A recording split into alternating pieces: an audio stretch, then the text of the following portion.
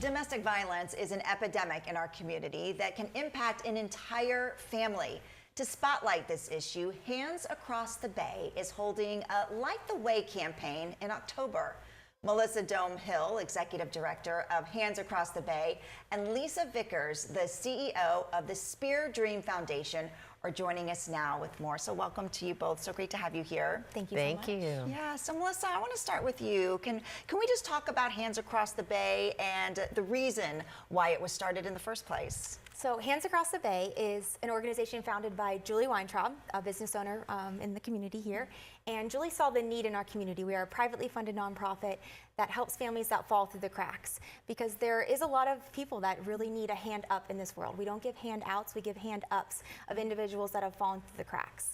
We are very known for our domestic violence awareness, advocacy, and support for survivors. We are often that next step after shelter, after a survivor has left an emergency situation and found safety. What is that next step?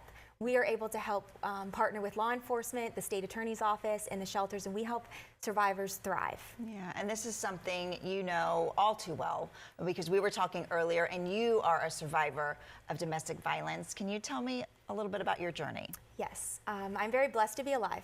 I feel that God saved my life. It was 13 years ago now that I survived domestic violence attempted murder. I have an abuser that is serving life in prison, and I'm very thankful. I unfortunately was stabbed 32 times by him when I was only 20 years old, and a lot of miracles have happened since then. It was very horrific. I flatlined 4 times. I suffered a stroke due to loss of blood. A lot of horrific things happened, but I was airlifted to the hospital where miracles happened and my life was saved. And once I woke up in the hospital, I knew that this was a purpose that God placed on my life. And ever since then, I have kind of made it my mission, and God led me to Hands Across the Bay. Just actually 6 months after the attack, I met Julie. So. Wow, that's amazing. And so I want to bring you into the conversation. Can you tell me a little bit more about your organization and why you decided to partner with Hands Across the Bay? Well, the Spear Foundation, it's a faith-based organization that's actually located here in Tampa Bay area. And one of the key focuses of our foundation is to partner with organizations that are sustainable, work closely with whether it be victims, survivors, or any other problem that we find in our community. And Hands Across the Bay meets every criteria. And what we love about them is their boots on the ground, their immediate help, and they're also sustainable help.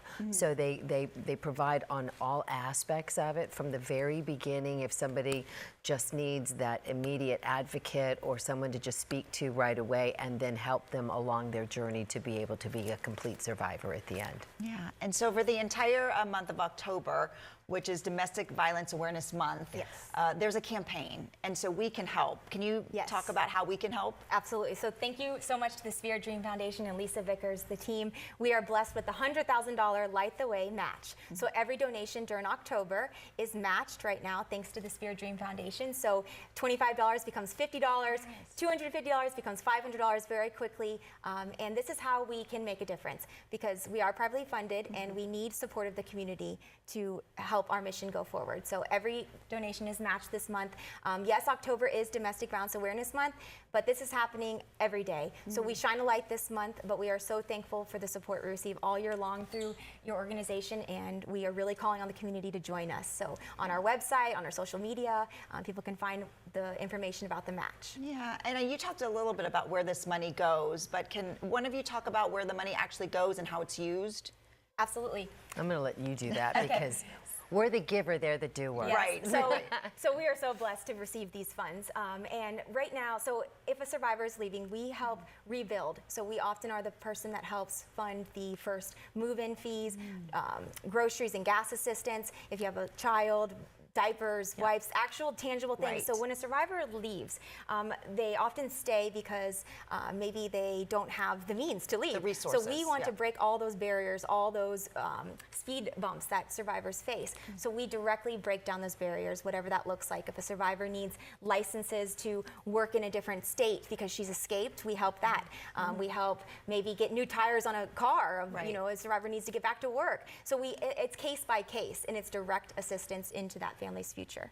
We call it an investment. Yeah. So every dollar is an investment into that family's future, into that survivor's life. Perfect. And thank you so much for joining us today. Really Thank you. appreciate it. And if you would like to help, you can head to handsacrossthebay.org to donate and to learn more.